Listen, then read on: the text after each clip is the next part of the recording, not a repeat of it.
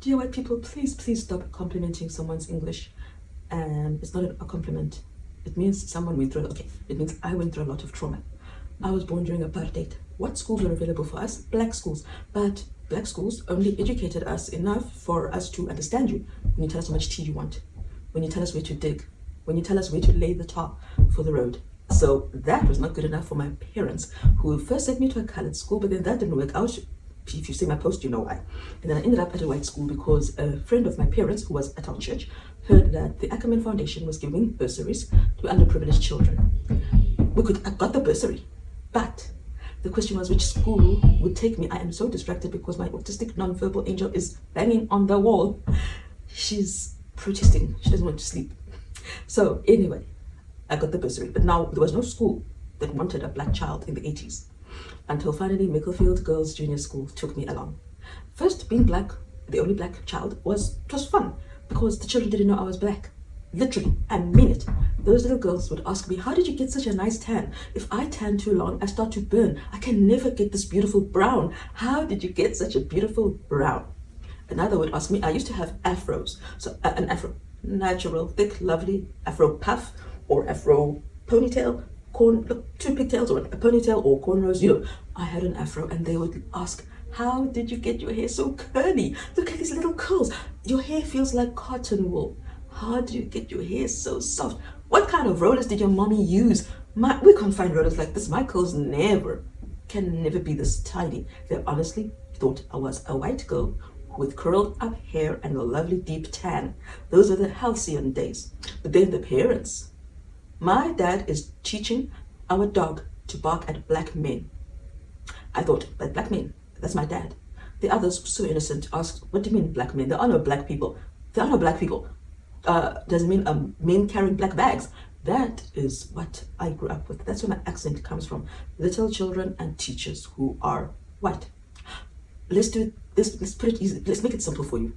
I speak white English because I was in a white school with white children and a white teacher. My friends were white. At home, my father spoke Sesotho. My mother spoke isiXhosa. To me, they spoke English. For my formative years, they only spoke to me in English because they felt that would give me I would be a step ahead of everyone else. I would be closer to achieving dreams that they could only dream of, literally. And so that's why I speak good English. It's not good English. It's non-black accented English. That's what it is. That's all it is. There's no good, better, best. Not in Africa. Also, I found that all the people who tell me I have good English or who ask stupid questions like, how come the others can't talk like you? What's wrong with them? Are they lazy or something?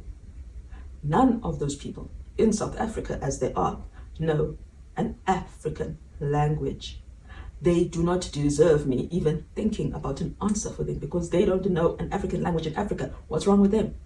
As my Afrikaans teacher once noted to my class, you girls, what is wrong with you? She was talking to the white girls. Well, she was talking here, she was saying, what is wrong with you girls? You only have English. That's the only other language you have, and then you are learning Afrikaans. Look at Tandy, she said. Look at Tandy. That's how she pronounced my name. My name is Tandy, by the way. Look at Tandy. She's black. Because actually the first time the teacher pointed out that I'm black in a positive way. So when you used to ask me about my accent and speaking well, I said the halcyon days were the earlier years when the children thought I was white. But the teachers knew I was black.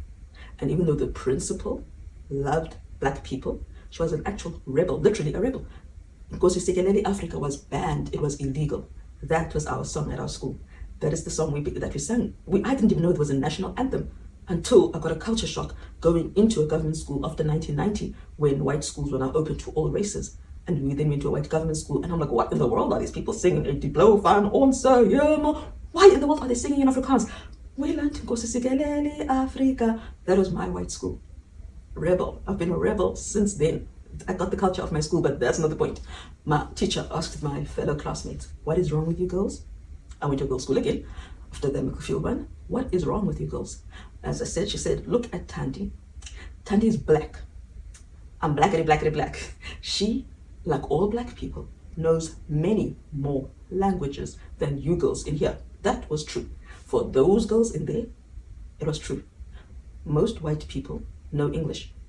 the European ones, the ones who came from Dutchland, as I call it, they speak Afrikaans, and they speak it on the phone when you're phoning them. They speak it when you're in the office. They speak Afrikaans. They don't care who you are. This is their land, so they think. So they will speak to you in their language. That's it.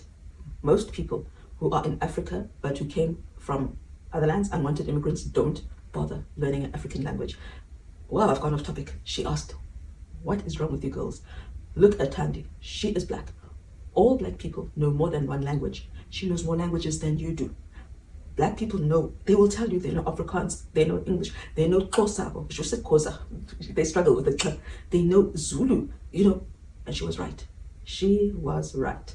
Most of us black people know each other's language as fellow Africans, and then we know the foreigner's language, English, and the foreigner's language, Afrikaans. And that was her question. Why is it that Tandy, who should be struggling because she already has all these other languages in her head, is doing better than you? But you want to have English. Like, don't you want to be at the same level as her at least? Don't you think you're stupid? That's what she was asking. Don't you think you're stupid? That you have life so easy. Well, she said that you have life so easy.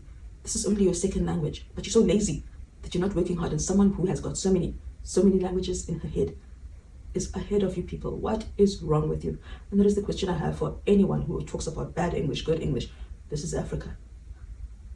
It follows, or it should follow, that in Africa, an African person will speak English in an African accent, in the same way that you respect the Frenchman who speaks English in a French accent.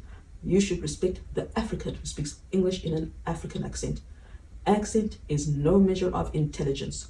Stop it. It is not a compliment to talk about good English. If I can understand what someone is saying in English, that's good enough for me, and it should be good enough for you, foreigner.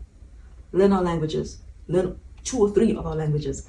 And by the time you've done that, you will not be asking me if anyone is lazy for speaking a foreign language in their accent. Don't do that. Stop it.